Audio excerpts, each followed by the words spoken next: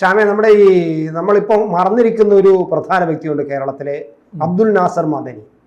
ഒരു കാലത്ത് ഇവിടെ ഇളക്കി മറിച്ച രാഷ്ട്രീയ രംഗത്തും അല്ലാതെ സമുദായ രംഗത്തും ഒക്കെ വല്ലാതെ ഒരു ഇളക്കി മാർപ്പ് ഉണ്ടാക്കിയ വല്ലാത്തൊരു കരിസ്മാറ്റിക് പേഴ്സൺ ആയിരുന്നു ഈ മദനി എന്ന് പറയുന്നത്.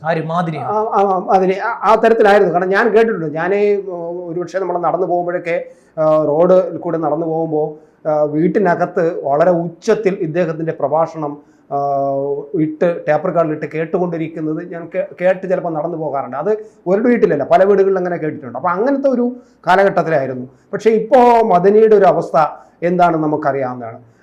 മദനിയെക്കുറിച്ച് പറയുമ്പോൾ എനിക്ക് ഒരുപാട് കാര്യങ്ങൾ എൻ്റെ ഓർമ്മയിൽ പലതും ഉണ്ട്. ഞാൻ അതൊക്കെ ഇടയ്ക്ക് വേണമെങ്കിലും ഒന്ന് പറയാം. അതിൽ ഏറ്റവും പ്രധാനം, വർഷങ്ങൾക്ക് മുമ്പ് ഞാനൊരിക്കൽ എൻ്റെ ഓഫീസിലേക്ക്, നമ്മുടെ മാതൃഭൂമി ഓഫീസിലേക്ക് ബൈക്കിൽ പോകുമ്പോൾ പെട്ടെന്നാണ് കുറച്ച് കരിമ്പൂച്ചകൾ വന്നിട്ട് ബൈക്കിൽ ഇങ്ങനെ ചീറിപ്പാഞ്ഞ് വന്നിട്ട് മാറി നിൽക്കടാ എന്ന് പറഞ്ഞ് സൈഡിൽ ഇല്ല. ഈ പ്രസിഡന്റും നമ്മുടെ ഇന്ത്യൻ പ്രസിഡന്റൊക്കെ വരുമ്പോൾ കരിമ്പൂച്ചകൾ വന്നിട്ട് നമ്മളെ ഒതുക്കുന്നില്ലേ, അതിനേക്കാളും ഭീകരമായിട്ട് മാറി നിൽക്കടാ എന്ന് പറഞ്ഞു. കയ്യിൽ ഇതിലെ ദണ്ടുമൊക്കെ വെച്ചിട്ട് ഒരു കറുത്ത കമ്പൊക്കെ വെച്ചിട്ട് ഇങ്ങനെ പേടിച്ചുപോയി. സത്യത്തിൽ ഞാൻ പേടിച്ചുപോയി. ഞാൻ പെട്ടെന്ന് ബൈക്ക് ഒരറ്റത്തോട് മാറി കാലുകുത്തി നിന്ന് കണ്ടത് തൊട്ടു പുറകെ മദനി ഇങ്ങനെ വാഹനത്തിൽ ഇങ്ങനെ എഴുന്നള്ളുകയാണ്. മുമ്പേ ഒരു 8-10 കരിമ്പൂച്ചകൾ ബൈക്കിൽ ഇങ്ങനെ മുന്നോട്ട് പോവുകയാണ്. തൊട്ടു പുറകെ കുറേ വാഹനങ്ങളുടെ വ്യൂഹമാണ്. ഇപ്പോൾ നമ്മുടെ ഏകദേശം ഞാനത് കാണുന്നത് ഇപ്പോൾ പിണറായി വിജയൻ്റെ ആ യാത്രയും ഇപ്പോൾ 42 വാഹനങ്ങൾ പോകുന്നത് പോലെ, അന്ന് 42 ഒരു 30-32 വാഹനങ്ങളായിരിക്കും അന്ന് മദനിയുടെ ഉണ്ടായിരുന്നത് എനിക്ക് തോന്നുന്നു. ഇപ്പോൾ 42-45 വാഹനം പിണറായി വിജയൻ. എന്തായാലും അതിനുശേഷം ഞാൻ കാണുന്ന പിണറായി വിജയൻ. എന്തായാലും അങ്ങനെ ഞാൻ നീട്ടിക്കൊണ്ട് പോകുന്നില്ല ഇൻട്രൊഡക്ഷൻ. അങ്ങനെയുള്ളൊരു വ്യക്തിയായിരുന്നു അദ്ദേഹം. ഇപ്പോൾ അദ്ദേഹം ചികിത്സയിലാണ് തോന്നുന്നു. ബാംഗ്ലൂരിലായിരുന്നു, ജയിലിലായിരുന്നു. അത് ചികിത്സയ്ക്കായിട്ട് വാപ്പയെ കാണണമെന്ന് പറഞ്ഞിട്ട് അപേക്ഷ കൊടുത്ത് ചികിത്സയായി കേരളത്തിൽ വരികയും വഴിയിൽ വെച്ച് കൊച്ചിയിൽ ചികിത്സയിലേക്ക് പോവുകയും ചെയ്ത ഒരു അവസ്ഥ വരെ നമുക്കറിയാം. പക്ഷെ ആ പാർട്ടിയുടെ ഒരു അവസ്ഥയും ഇപ്പോൾ അത്ര വലിയൊരു സ്വാധീനം കേരളത്തിൽ പാർട്ടിക്ക് ഉണ്ടാകാം. ഒരു കാലത്ത് LDFന്റെ വിജയത്തിന് പ്രധാനപ്പെട്ട കാരണക്കാരൻ, അതായത് എൻ്റെ ഓർമ്മ ഉള്ളത് ഈ നമ്മുടെ KR നാരായണൻ ഉപരാഷ്ട്രപതിയായിട്ട് തിരഞ്ഞെടുക്കപ്പെട്ടപ്പോൾ അവിടുത്തെ ആ മണ്ഡലത്തിൽ ഒഴിവ് വന്നിട്ട് അവിടെ ഒരു ഇലക്ഷൻ വന്നു. ആ ഇലക്ഷനിൽ LDFന്റെ സ്ഥാനാർത്ഥി അതിഗംഭീരമായി വിജയിച്ചു. ആ വിജയിച്ചതിന് ഏറ്റവും പ്രധാനപ്പെട്ട ഘടകം PDP എന്ന പാർട്ടിയായിരുന്നു. PDPയുടെ വോട്ട് തന്നെയാണ് അന്ന് LDFനെ വളരെയധികം സഹായിച്ചത്. ഒരിക്കൽ മദനി വരാൻ വേണ്ടി നമ്മുടെ കോടിയേരി ബാലകൃഷ്ണനൊക്കെ ഇങ്ങനെ സ്റ്റേജിൽ കാത്തിരുന്നത് നമ്മൾ കണ്ടതാണ് ഒരു കാലഘട്ടത്തിൽ, അദ്ദേഹത്തിൻ്റെ വരാൻ വേണ്ടിയിട്ട്. അപ്പോൾ അങ്ങനെയുള്ള ഒരു വ്യക്തിയായിരുന്നു. ഇപ്പോൾ എന്താണ് എൻ്റെ അവസ്ഥ? എന്താണ് ശ്യാമയെ കുറിച്ചൊക്കെ പറയാനുള്ളത്? അബ്ദുൽ നാസർ മാദനി എന്ന് പറയുന്നത് ഒരു പദവിയാണ്. അതെ. 1990 കേരളം മാദനിയെ ശ്രദ്ധിക്കുന്നത്. 90 അദ്ദേഹം ISS രൂപീകരിച്ചു, ഇസ്ലാമിക് സേവ് സംഘ്. അതെ, അത് ഇവിടെ ഏറ്റവും വലിയ വർഗീയതയാണ് വളർത്തിവിട്ടത്. ISS ഇസ്ലാമിക് സേവ് സംഘ് ഉണ്ടാക്കി 92 ബാബറി മസ്ജിദ് തകർത്തതിന് പിന്നാലെ മാദനിക്ക് നേരെ ബോംബുകൾ ഉണ്ടായി. കേരള പോലീസാണ് ആദ്യം കേസ് അന്വേഷിച്ചത്. 92 മുതൽ 95 വരെയുള്ള കാലഘട്ടത്തിൽ കേരള പോലീസ് പറഞ്ഞു ഇത് മാദനിയുടെ കയ്യിലിരുന്ന് പൊട്ടിയ ബോംബാന്ന് പറഞ്ഞു. കേരള പോലീസിന്റെ അന്വേഷണ റിപ്പോർട്ട് അതായിരുന്നു. മാദനിയുടെ കയ്യിൽ ഒരു ബോംബ് ഉണ്ടായിരുന്നു, ആ ബോംബ് പൊട്ടിത്തെറിച്ചു. പിന്നീട് 95 ഇത് ക്രൈംബ്രാഞ്ച് അന്വേഷിച്ചു. ക്രൈംബ്രാഞ്ചിലേക്ക് ഹാൻഡ് ഓവർ ചെയ്തു കേസ്. അതിനു മുമ്പേ PDP രൂപീകരിക്കപ്പെട്ടു. PDP ഇതിൽ വലിയ വിവാദം ഉയർത്തിവിട്ടു. 95 അങ്ങനെ ഇത് ക്രൈംബ്രാഞ്ച് അന്വേഷിച്ചു. ക്രൈംബ്രാഞ്ച് ഇത് RSS ആണ് ഇതിന്റെ പിന്നിൽ എന്ന് കണ്ടെത്തി. മാദനിയെ ബോംബെറിയുന്ന അൻവാർശ്ശേരിയിൽ വെച്ചിട്ടാണ്. അൻവാർശ്ശേരി എന്ന് പറയുന്ന അദ്ദേഹം രൂപീകരിച്ച മതപാഠശാല, അതൊരു മതപാഠശാലയാണ്. നമ്മുടെ മൈനാഗപ്പള്ളി ശാസ്താംകോട്ടയ്ക്കും അടുത്താണ് ഈ സ്ഥലം ഉള്ളത്. ഇദ്ദേഹത്തിന്റെ ഈ പാർട്ടിക്ക് എന്ത് സംഭവിച്ചു? PDP എന്ന് പറയുന്നത് അവർണന് അധികാരം എന്നതായിരുന്നു PDPയുടെ മുദ്രാവാക്യം. അവർണന് അധികാരം. അതില് കുറച്ച് ദളിത് സ്നേഹം കൂടെ വാരി വിതറി കൊടുത്തു. ദളിതരെ കൂടെ നിർത്തി ഈ പറയുന്ന നമ്മളെപ്പോഴും പറയാറുള്ള ഡിവൈഡ് ആൻഡ് റൂളിന് വേണ്ടി അവരിവിടെ ശ്രമിച്ചു.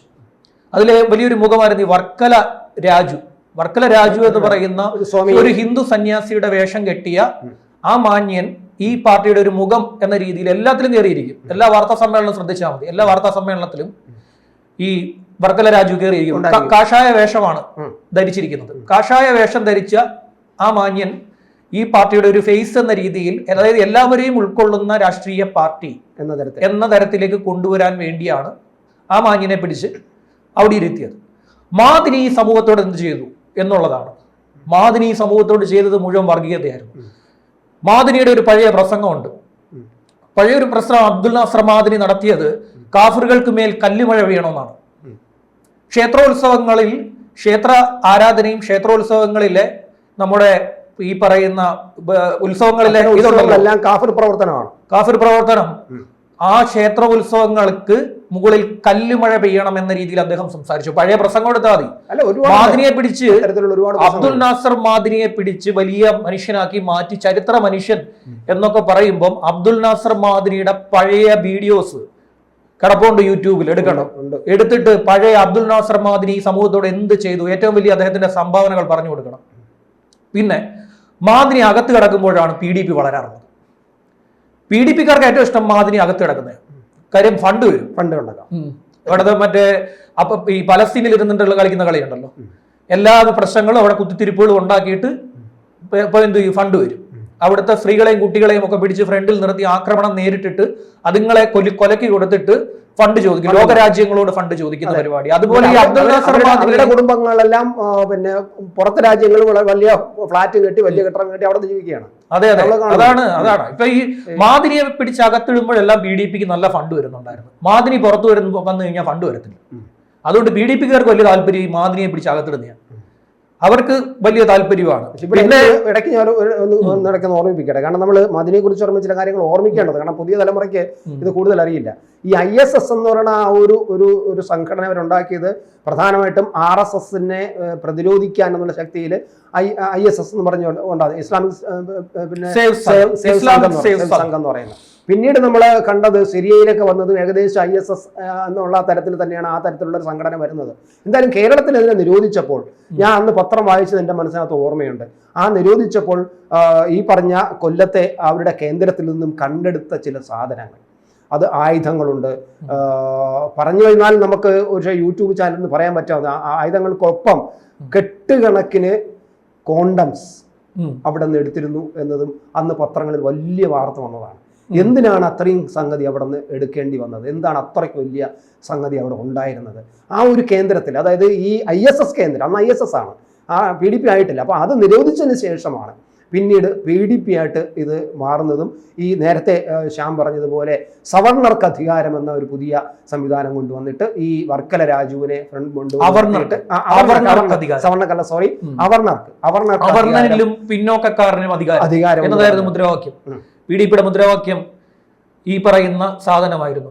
ഇദ്ദേഹത്തെ പിടിച്ചോണ്ട് പോയൊരു കഥയുണ്ട്. പണ്ട് കൊല്ലത്ത് നിന്നാണ് പിടിച്ചോണ്ട് പോകുന്ന സമയത്ത് വലിയ പ്രതിരോധത്തോടെ തീർത്തു. ഇന്ത്യ വിഷന്റെ റിപ്പോർട്ടറെ ഓടിച്ചു. ഇന്ത്യ വിഷന്റെ അന്നത്തെ റിപ്പോർട്ടറെ ഇവര് ഓടിച്ചിട്ട് കൊല്ലാൻ ശ്രമിച്ചു. ആ റിപ്പോർട്ടറെ പേടിപ്പിച്ചു, ഓടിപ്പിച്ചു.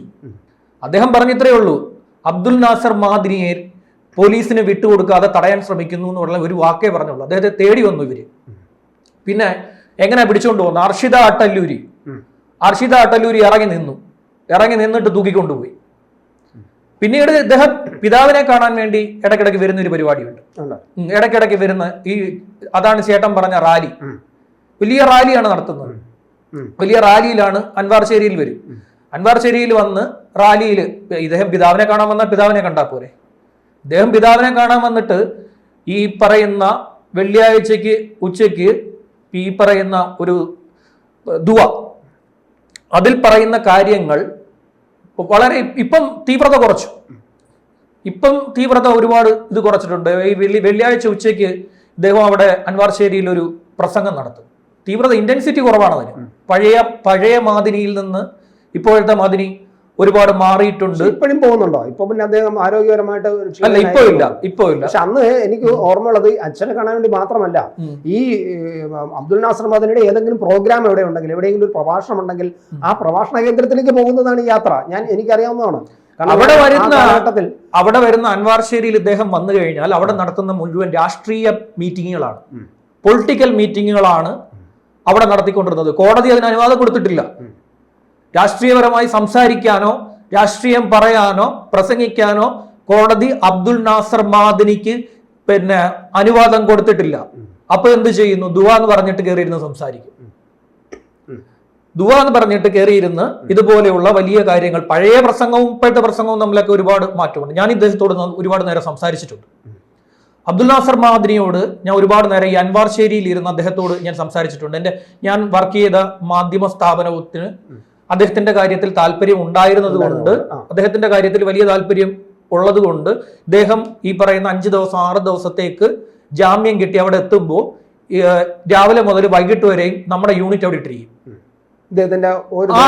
അദ്ദേഹത്തിന്റെ ഒരു ഡേ മൊത്തം. ഇപ്പൊ ഇദ്ദേഹം അവിടെ 3ാമത്തെ നിലയില് ഒരു കോർണറിലുള്ള മുറിയിലാണ് അദ്ദേഹം ഇരിക്കാറുള്ളത്.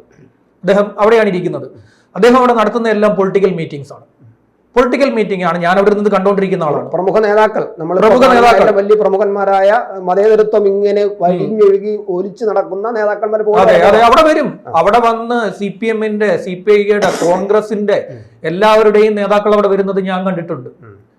പിന്നെ അവിടെ ആകെപ്പാടെ ഒരു നല്ല കാര്യമുണ്ട്. എന്താണെന്നറിയാമോ? അവിടെ നല്ല കഞ്ഞി കിട്ടും, ബിരിയാണിയും കിട്ടും. ബിരിയാണിയും കിട്ടും. ഉച്ചയാകുമ്പോൾ നല്ല കഞ്ഞിയും ചമ്മന്തിയും അച്ചാറും കൂടെ തരും. അത് നല്ല സാധനം. അവിടെ കിട്ടുന്ന ഏറ്റവും നല്ല കാര്യം അത് മാത്രമാണ്. ബാക്കിയെല്ലാം അവിടുത്തെ ഈ പറയുന്ന മതപാഠശാലയുമായി ബന്ധപ്പെട്ട ബാക്കി എല്ലാ കാര്യങ്ങളെയും ഈ സമൂഹത്തിന് എന്താണ് സംഭാവന ചെയ്യുന്നതെന്ന് അന്വേഷിച്ച് നോക്കണം.